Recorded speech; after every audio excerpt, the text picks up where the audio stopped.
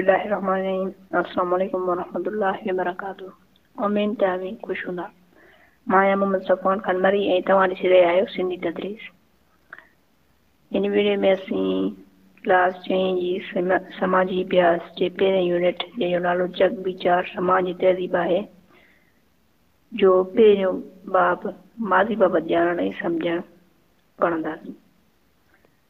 जेके असां हिन में शयूं सिखंदासीं उहे आहिनि तारीख़ छा आहे, तारीख़ जी अहमियत, उन खां पोइ तारीख़ जो अभ्यास। अचो त हाणे बिना देर जे वीडियो खे शुरू कयूं था। सभ खां पहिरियों असां तारीख़ जी वस्फ़ आहे। तारीख़ माज़ीअ जो अभ्यास या इल्मु आहे जेका ख़ासि करे माण्हुनि तारीख़ी वाक़िअनि ऐं हंधनि या भाॻनि बाबति ॼाण मुहैया करे थी।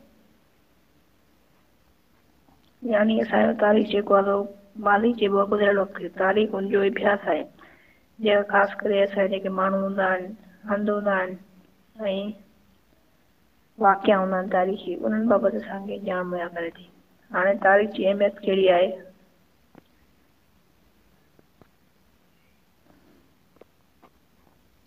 हर हिकु क़ौम या समाज लाइ तारीख़ जो अभ्यास अहम ऐं ज़रूरी आहे। यानी का बि क़ौम अहिड़ी न आहे जंहिं लाइ तारीख़ जो अभ्यास ज़रूरी न हुजे। तारीख़ ज़रिए असां हाल खे सम्झी ऐं मुस्तक़बिल लाइ तयारी करे सघूं था।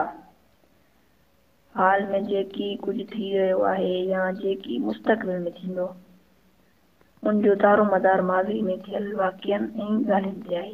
यानी जेका शइ हलंदड़ वक़्त में थी रही आहे या ईंदड़ वक़्त में थींदी, उनजो दारो मदार माज़ी में थियल वाक़िअनि ते आहे।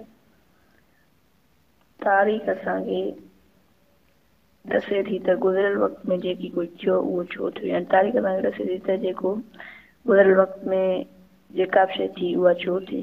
कुझु माण्हू चाहिनि था त जेके वाक़िआ अॻु थिया उन्हनि खे वरी रोनुमा थियणु ॾियो। उन्हनि खे रोनुमा थियणु ॾियो त उन्हनि जा नतीजा सुठा निकिता। उहे यानी वर्जायो जंहिंजा नतीजा सुठा निकिता ऐं उन्हनि खे न दोहरायो जंहिंजा नतीजा उगरा ऐं सुठा कीन निकिता। यानी जंहिंजा नतीजा सुठा न निकिता उन्हनि खे न दोहराइजे। माज़ीअ बाबति ॼाण रखण खां सवाइ असीं अॼु जे मसइलनि ऐं मुश्किलातुनि जो हल कढी न सघंदासीं। यानी माज़ी असां लाइ ज़रूरी आहे त असांखे माज़ी जी ॼाण रखणु घुरिजे।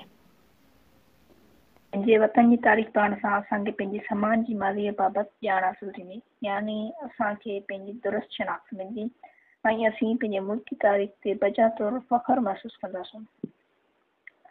उन ज़रिए हुबुल वतनीअ जे जज़्बे खे अथी मिलंदी।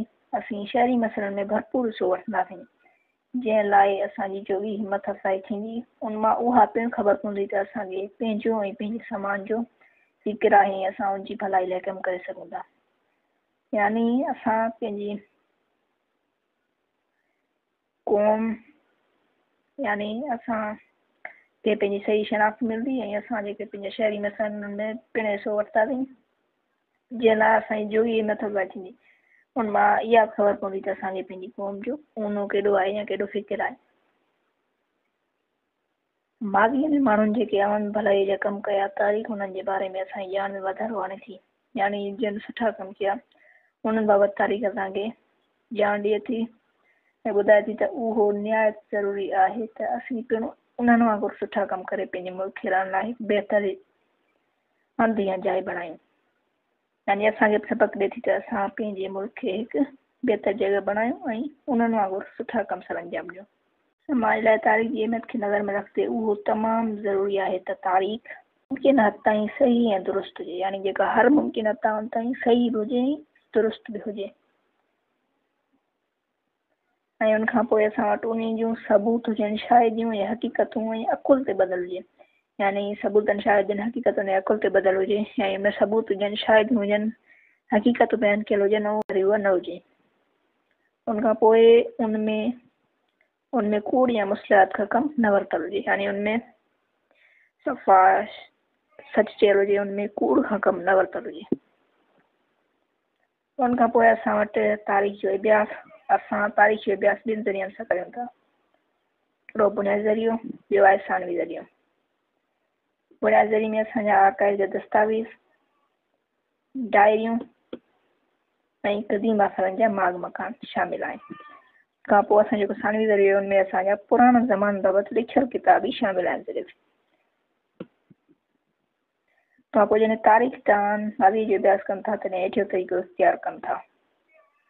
ये असांजो जेको तरीक़ो आहे पहिरियां उहो छा कंदा आहिनि, ॻाल्हि ॿोल ऐं बहस मुबाहिस जे ज़रिए मालूमात जी ॿी कंहिं खोट जी ॻोल्हा करणु, यानी ॻाल्हि ॿोल या बहस मुबाहिस जे ज़रिए कंहिं खोट ॻाल्हि जी कंहिं ॿी खोट जी ॻोल्हा कंदा आहिनि, कंहिं मौज़ूअ ते ॼाण जी खोट जी निशानदेही कंदा आहिनि। उनखां पोइ खुटल ॼाण या मालूमात खे हासिलु करण लाइ तहक़ीक़ कंदा आहिनि। बुनियादी जेके बुनियादी सानवी ज़रिए असां पढ़िया आहे उन्हनि जो बि अभ्यास कंदा आहिनि ऐं आख़िर में हासिलु कयल नई मालूमात जे बुनियाद ते नवां किताब लिखंदा आहिनि। वरी इहो सिलसिलो हलंदो आहे। अॼु जो असांजो सबक़ हिते पूरो थियो। मिलंदासीं हिकु नए सबक़ में। अस्सलामु अलैकुम वरहमतुल्लाहि वबरकातुहू।